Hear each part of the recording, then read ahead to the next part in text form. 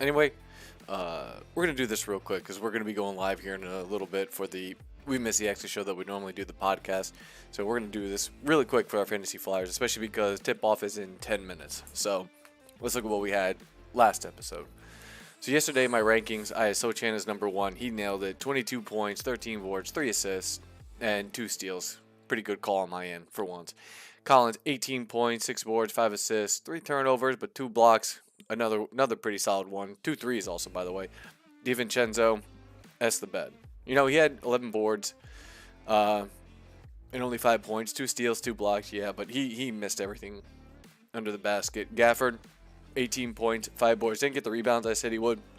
18 points isn't bad, though. McDermott, blank, nothing. He missed everything, and so San Antonio pretty much pulled him.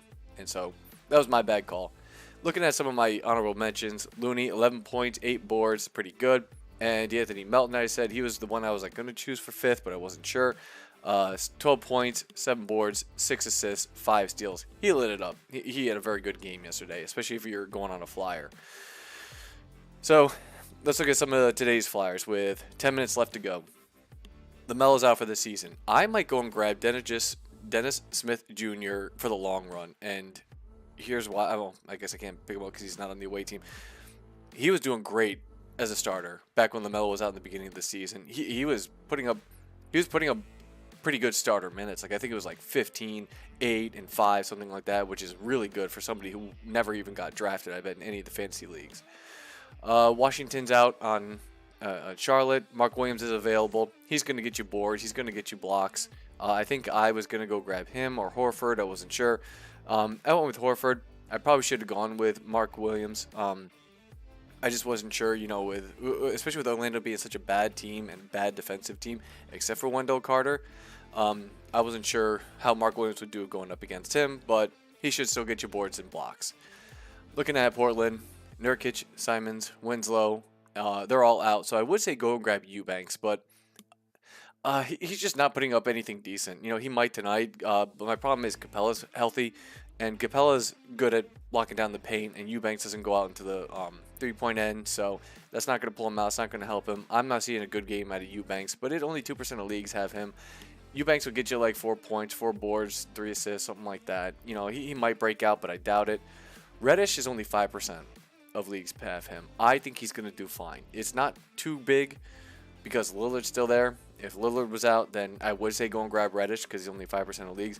Instead, I want you to go grab Watford. Look at him. He's going to be getting 25 minutes. And let's look at Watford. Where the hell is it? Watford. He actually fills up the boards pretty good. The stat sheet. Look at that. 8, 5, 6, 2, 2, 7, 7, 2, 6, 3, 2. That's not too good. But 15, 3, 4. He does okay for only 1% of leagues having him. So he might be a good grab to go get. Simmons and Sumner are still out. Cam Johnson's, for some reason, only 33% of leagues have him. I was high on him when he first got traded. He started off really bad, but look at him recently. Where was it? About right here. 12, 14, 18, 10 was a little bit of a dud, but 27, 19, 33. Only 33% of leagues have him. I would go and grab Cam Johnson if you have him. He'd be a good guy to go grab. Butler and Martlin were, let me see, they were game time decisions when I last saw. Okay, Butler's in. When I made this, Butler was game time decision, probably out, and same with Martin. Looks like they're back. That's why I said if they're out, look for Love, Vincent, and Oladipo. Gabe Vincent might still be an okay pickup. Same with Kevin Love, might be a decent pickup.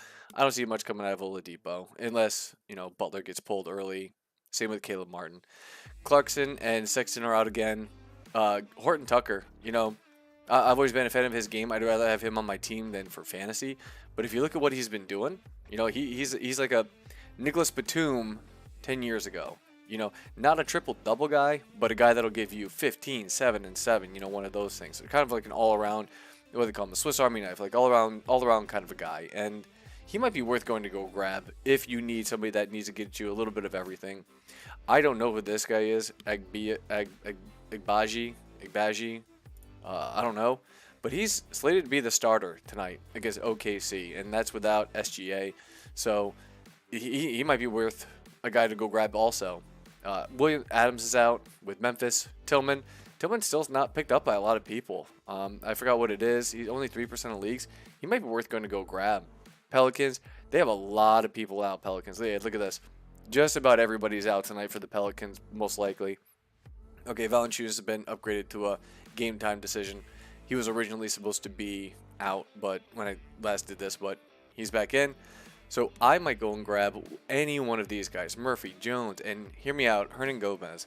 His per 36 is 21 and 14. He's slated to get about 24 minutes tonight. When I looked at his projected minutes, yeah, 21 minutes now. It was 24 earlier. He might be somebody worth going to go grab. If he puts up a good game and gets 30 minutes in the game, he might give you like an 18 and 10 kind of thing. So he's a gamble, high risk, high reward. At the end of the day, he might give you, worst case, like 5 and 6 or something like that. Best case, he'll drop like an 18 and 10 game. Marshall, I don't really know who that guy is. Marshall, at least I don't remember. He's supposed to be getting 23 minutes. Again, I don't know who he is, but if you want to look at him, he might be a guy worth going to grab. Not great, but I mean, if you're desperate for somebody, he might be worth it. And again, let's talk about Golden State Warriors. The same guys are out. DiVincenzo, when I say go and grab him, he S's the bed. But he always bounces back the following game. So this should be his bounce back game. Only 19% of leagues have him. This might be his bounce back game. Let's look at the Clippers and Lack and Sack. Let's look at them. Leonard's out. Morris is out. Powell's out. That and Eric Gordon's been put into the starting lineup. Eric Gordon's going to be a guy that's going to give you points. He'll probably get 21 points and he'll put up 7 threes. So if you need threes, especially with it being Friday, you have 2 more days after this to be able to go for your league, for your week. He might be worth it. Only 4% of leagues have him. Same with Terrence Mann. He might be a guy worth going to go grab too, because he should be getting a couple minutes. I don't remember if this team or not, but yeah, Terrence Mann, 30 minutes. He's going to be getting 30 minutes tonight. He might be worth going to go grab. And I said, if Zubac is out again, if you can grab Plumlee. The problem I didn't put Plumlee on here, he's in like 45% of leagues. So to me, he doesn't follow that 40% threshold.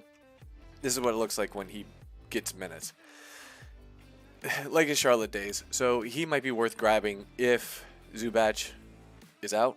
So you might want to go pay attention to RotoWire, see what he's going to be coming, see if the expected lineup's official or not. He might be worth it. Towns is out. Again, I'm going to say go grab Anderson or Reed. Like I would grab Reed just because I think you're going to get 10 and 6 from him no matter what. Better? Great. If not, fine too. Now, here's where I was having a little bit of difficulty with the Lakers out. With James out, Russell out with the Lakers, and possibly Anthony Davis. I don't know who would be great. Vanderbilt's picked up in most of the leagues, but he's not doing so well. He's just not doing so well for a guy that's been getting the minutes that he has been. I guess that one game was fine, but he should be putting up a lot more than what he's getting, especially because he was doing very well prior to the trade. So I'm not huge on him. Brown might be worth grabbing just because only 1% of leagues have him. And, if he has another game like this, 19, 1, 4, 2, 2, 1, he's filling it up quite a bit. He might be worth going to grab 4 3-pointers. Everybody can use 4 3-pointers. Malik Beasley, I mean, he had a solid year or two ago or whatever, but he's way too inconsistent. But some of these are pretty good. 40% of leagues have him. That's the problem. And Schroeder is usually still available. He's most likely going to be playing. It still says game time decision. So my guess is he's going to be playing unless he gets hurt for some reason at the last second. Now I'm looking at my today's ranks. If I'm going with ranks, I'm going number 1, Cam Johnson. Mark Williams, number 2. Horton Tucker, maybe I should have switched him with he and Mark Williams. Tillman should be number 4, and Dort, number 5. Again, these are going to be flyers, guys that are under 40% of leagues that own these guys. It's up to you if you think they're going to be worth it. I think that those are the top 5 that you're going to be able to get at this point. Who knows? So anyway, this is Brentford. We missed the exit. We're going to be coming back live here in a few minutes, but I want to get my fantasy in. I know it's a little bit late, but I want to make sure that I got this in and so that I could say I at least did another episode a couple days in a row. So anyway, come back in a few minutes, and we'll be hopefully starting up our basketball podcast for the tag King of the Hill thing, whatever it is. Anyway, Brent, if we missed the exit, let me know how you did, and hopefully we'll get back to this in a little bit. See ya.